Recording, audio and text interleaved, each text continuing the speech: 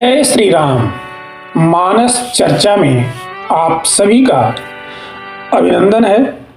आज हम चर्चा करेंगे राजा जनक से राम और लक्ष्मण का प्रथम भेंट। विश्वामित्र महामुनि आए, समाचार मिथिलापति पाए।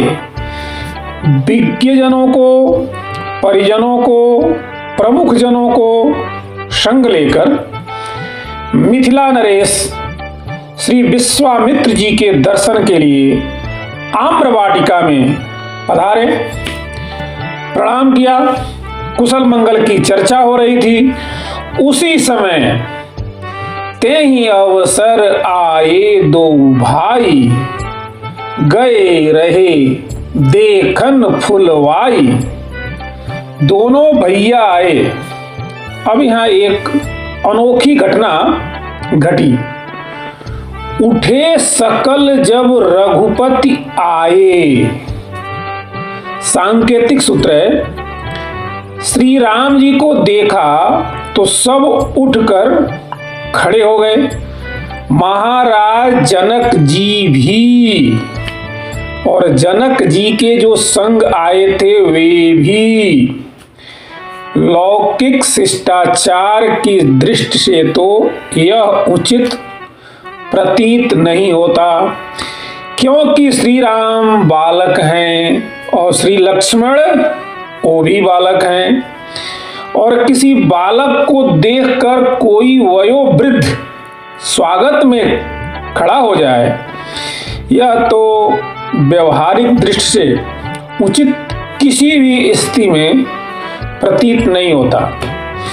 इसका उत्तर यह है कि राम जी का सौंदर्य लौकिक नहीं है। राम जी का सौंदर्य अलौकिक है, और अलौकिक सौंदर्य में लौकिक नियमावली मान्य नहीं होती है। लौकिक नियमावलियां सारी की सारी धरी धराई रह जाती हैं। और दूसरी बात, श्री तुलसीदास जी यह कहना चाहते हैं कि जनक जी जहां बैठे थे वहां से उठ गए, और जनक जी के संग जो लोग बैठे थे जहां वे भी उठ गए। अब व्यवहारिक बात तो आप लोगों ने सुनी। आध्यात्मिक दृष्टि से इस पर आइए हम सब लोग मिलकर विचार करें। जनक जी विदेह हैं, ज्ञानी हैं, और ज्ञानी बैठता कहाँ? ज्ञानी जब बैठता है आत्म भाव में बैठता है, ब्रह्म भाव में बैठता है। श्री कबीर जी कहते हैं, बैठे ठाढ़े पड़े उताने, कहें कबीर हम वहीं ठिकाने। निजानंद मस्ती में झूमता हूँ, कहाँ कौन कैसा न पूछता हूँ। अपनी मस्ती आत्मन्येवात्मना तुष्टः, अपने आप से, अपने आप में, अपने आप से, अपने आप में संतुष्ट ब्रह्म भाव में बैठता है ज्ञानी। स्वरूप में बैठता है ज्ञानी, देहा भाव में नहीं बैठता। ब्रह्म भाव में बैठना ही ज्ञानी का काम है, और ज्ञानी हमेशा ब्रह्म भाव में बैठता है। अहम ब्रह्मास्मि, जिसको भगवान शंकराचार्य कहते हैं, मनोबुद्ध्य अहंकार चित्तानि ना अहम। मैं मन बुद्धि चित्त अहंकार नहीं हूं, फिर कौन हूं? चिदानंद रूपः शिवोहम शिवोहम। श्री रामचरितमानस में सोहमस्मि इति वृत्त अखंडा, सोहमस्मि इति वृत्ति अखंडा। ज्ञानी ब्रह्म भाव में बैठता है, लेकिन राम जी को देखा तो उठकर खड़े हो गए। इसका अर्थ क्या है? अरे संसार की जगह छूट गई। जहां बैठे थे राम जी को देखकर ब्रह्म भाव में चले गए। जो लो तो ही नंद को कुमार नहीं दीट पड़ो, तो लो तू बैठ के ब्रह्म को विचार ले। भगवान को देखने के बाद ब्रह्मज्ञानी आत्मभाव में रह ही नहीं पाता है। बड़े बड़े ब्रह्मज्ञानी अमल आत्मा परमहंस का भी चित्त भगवान अपनी ओर खींच ही लेते हैं। आत्मराम करशी उनका नाम है, आत्मराम करशी उनका नाम है भगवान का। इसीलिए भैया इनकी जगह छूट गई। और आगे गोस्वामी जी क्या लिखते हैं, इन्हीं विलोकत अति अनुरागा, बरबस ब्रह्म सुख मन त्यागा। तो जो ब्रह्म ज्ञानी ब्रह्म भाव में बैठे थे वह छूट गया। अरे छूट गया तो मिला क्या? ब्रह्मानंद छूट गया। 100 रुपये का नोट मिल जाए तो 10 का छूट जाना कोई चिंता की बात है क्या? जिसे परमानंद मिल गया हो उसी का ब्रह्मानंद छूटता है। लेकिन एक बात हम सबको याद रखनी चाहिए, जनक जी वैरागी हैं और सहज वैरागी हैं। तो क्या वैरागी रागी हो गया? नहीं। विमल अंतःकरण वाले अमल आत्मा आप्त काम महापुरुषों का मन सहज वैरागी होता है, वह रागी नहीं हो सकता। फिर हुआ क्या? जनक जी का मन रागी नहीं हुआ तो फिर इन्हीं विलोकत अति अनुरागा। इसीलिए ज्ञानी का मन रागी नहीं अनुरागी बनता है। और रागी अनुरागी बनने में क्या अंतर है? मन जब जगत में लगे तो रागी हैं, मन जगदीश में लगे तो अनुरागी हैं। यही अंतर है। इसीलिए जनक जी सहज वैरागी हैं, लेकिन सहज वैरागी आज अनुरागी हो गया। इसीलिए गोस्वामी तुलसीदास जी महाराज लिखते हैं, इन्हीं विलोकत अति अनुरागा, बरवश ब्रह्म सुख ही मन त्यागा। अब तो जनक जी पूछने लगे, महाराज एक बात तो बताएं। कहो नाथ सुंदर दो बालक, मुनि कुल तिलक की नृप कुल पालक। हे नाथ, ये दोनों सुंदर बालक कौन हैं? जनक जी पूछ रहे हैं, ये दोनों कौन हैं? और विश्वामित्र जी मौन हैं। किसी ने कहा विश्वामित्र जी से कि उत्तर दीजिए ना। जनक जी पूछ रहे हैं कि कौन है? विश्वामित्र जी कहते हैं कि कोई अज्ञानी पूछता तो मैं झट उत्तर दे देता, यहाँ तो ज्ञानी ही पूछ रहा है कि ये कौन है। जनक जी ज्ञानी हैं, ज्ञानी के यहाँ तो लोग पूछने जाते हैं कि मैं कौन हूँ, को अहम। और इन प्रश्नों का उत्तर ज्ञानी जन देते हैं कि तुम कौन हो तत्वमसि। और आज यह ज्ञानी ही पूछ रहे हैं कि ये कौन है। अब मैं क्या उत्तर दूं? इसलिए तो मैं मौन हूं। फिर भी महाराज कुछ तो बोलिए। मुनि कुल तिलक की नृप कुल पालक, ये ऋषियों की परंपरा के बालक हैं या किसी राजकुल की परंपरा के कुल दीपक हैं? विश्वामित्र जी ने जो उत्तर दिया वह भी बड़ा अद्भुत है। जनक जी पूछ रहे हैं ये दोनों कौन हैं?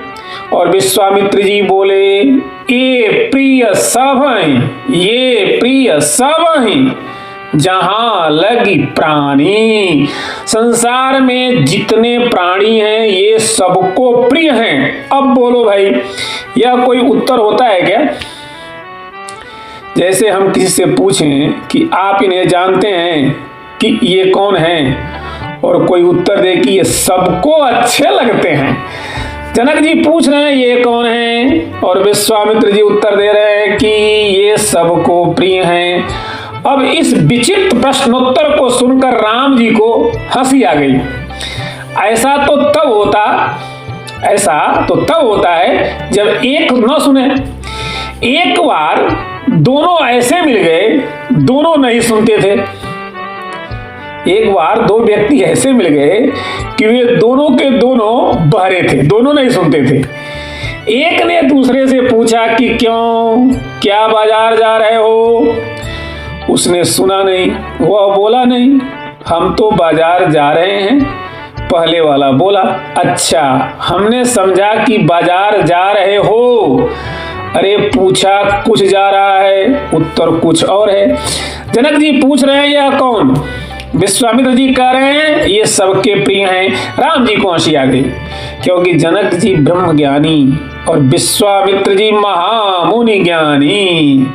जहां मिल जाए दो ज्ञानी वहां होती है सगुण भगवान को बड़ी परेशानी।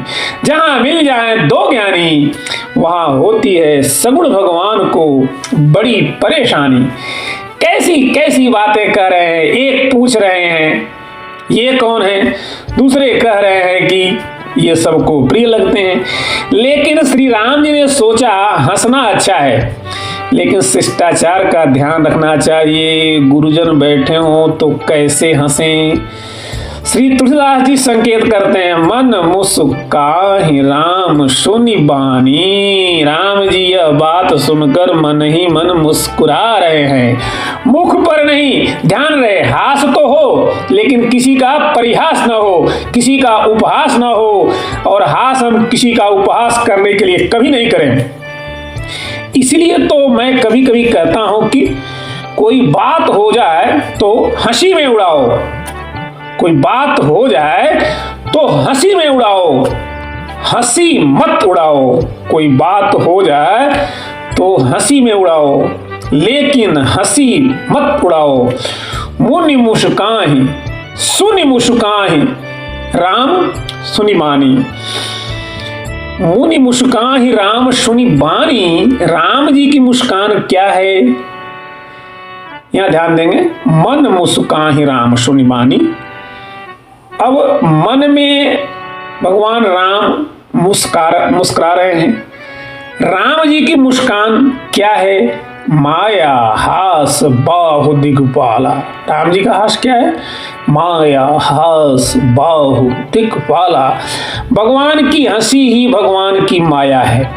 भगवान ही माया ने, भगवान की जो माया है उसने मोहित कर लिया है। अब माया का अर्थ वही न समझें जो संसार में प्रचलित हो। अमरकोश में भी माया शब्द के दूसरे अर्थ दिए हैं। अमरकोश एक ऐसा ग्रंथ जो शब्दों के अनेक अर्थ के लिए बहुत ही प्रसिद्ध है। इस अमरकोश में आया है माया शब्द दंभ, कपट और पाखंड के लिए तो प्रसिद्ध है, पर कृपा के लिए भी, दया के लिए भी माया शब्द का प्रयोग होता है। श्री तुलसीदास जी ने प्रयोग किया। क्या कहते हैं तुलसीदास जी? इनको हम जब सुनेंगे और हमें आनंद आएगा। कुमया कछुहानिन औरन की जो पै जान की नाथ मया करी हैं। कुमया कछुहानिन औरन की जो पै जान की नाथ दया करी हैं। गांव में लोग कहते हैं कुछ दया माया करें। माया माने कृपा, माया यानी कृपा। इसी अर्थ में भगवान माया मनुष्यम हरिम, भगवान माया मनुष्यम हरिम हैं, जो अपनी माया से मनुष्य बने। कृपा किया भगवान ने, और श्री जानकी जी को जो माया कहा गया उसी के रूप में ब्रह्म जीव बीच माया जैसी कहा गया। ब्रह्म जीव बीच माया जैसी। माया माने कृपा, और इसीलिए ब्रिजरस रसिक श्री कृष्ण कथा रस का पान करने कराने वाले लोग माया के साथ एक और शब्द जोड़ते हैं, योग माया। भगवान पिता रात्रि शरदुत्फुल्ल मल्लिका विच्छरत्नो मनश्चक्रे योग माया उपासितः। योग माया उपासितः, ऐसी माया जो भगवान और भक्त के बीच में योग करा दे, योग जोड़ दे, जो भगवान और भक्त को जोड़ दे, ऐसी माया योग माया, जो गोपी और श्री कृष्ण को जोड़ दे। श्री राम और लक्ष्मण के बीच में माया है, श्री लक्ष्मण जी जीव हैं, श्री राम जी भगवान, और बीच में है भगवान की माया। माया मायने कृपा, तो भगवान मुस्कुराए यहाँ, माया मायने कृपा, कृपा के कारण जो लोग इधर उधर की बातें कर रहे थे उनका चित्त भी भगवान की ओर चला गया। बात अब अपने समझ में आ गई। जब भगवान मुस्कुराकर अपनी ओर चित्त खींचते हैं ना, किसी भी इंसान का चित्त जब भगवान मुस्कुराकर अपनी ओर चित्त खींच ले तो यह क्या है, वास्तव में प्रभु की कृपा ही तो है। तो विश्वामित्र जी फिर उत्तर देने लगे। क्या कहते हैं विश्वामित्र जी? रघुकुल मैनी दशरथ के जाए, रघुकुल मैनी दशरथ के जाए, मम हित लागी नरेश पठाए, मम हित लागी नरेश पठाए। गांधी नंदन विश्वामित्र जी बोले, मैं अपनी यज्ञ रक्षा के लिए अयोध्या नरेश राजा दशरथ से मांग कर लाया हूँ। ये उन्हीं यशस्वी सम्राट के दोनों यशस्वी पुत्र हैं, श्री राम और श्री लक्ष्मण। यज्ञ रक्षा के लिए मैं इन्हें लाया हूँ। जनक जी ने आश्चर्य में भरकर पूछा कि आपका यज्ञ पूरा हुआ? गीतावली में बाबा गोस्वामी जी ने संकेत दिया है। इस बात का संकेत गीतावली में तुलसीदास जी देते हैं। जनक जी पूछते हैं, क्या आपका यज्ञ पूरा हुआ? विश्वामित्र जी मुस्कुराकर बोलते हैं, हमसे क्या पूछते हो, आपके यहां भी यज्ञ है, अनुभव कर लेना। मुनिराज यज्ञ जयो। विश्वामित्र जी बोले, महाराज अनुभव कर लो, जिसने मेरा यज्ञ पूरा कराया है वही आपका यज्ञ पूरा कराएगा, जिसने मेरा यज्ञ पूरा कराया है उसी ने आपका यज्ञ पूरा कराएगा। यह तो व्यवहारिक बात, अब आध्यात्मिक बात भी हुई थी। उस आध्यात्मिक बात को भी हम अगले कथा में सुनेंगे। आज के लिए आप सभी को जय श्री राम, जय हनुमान।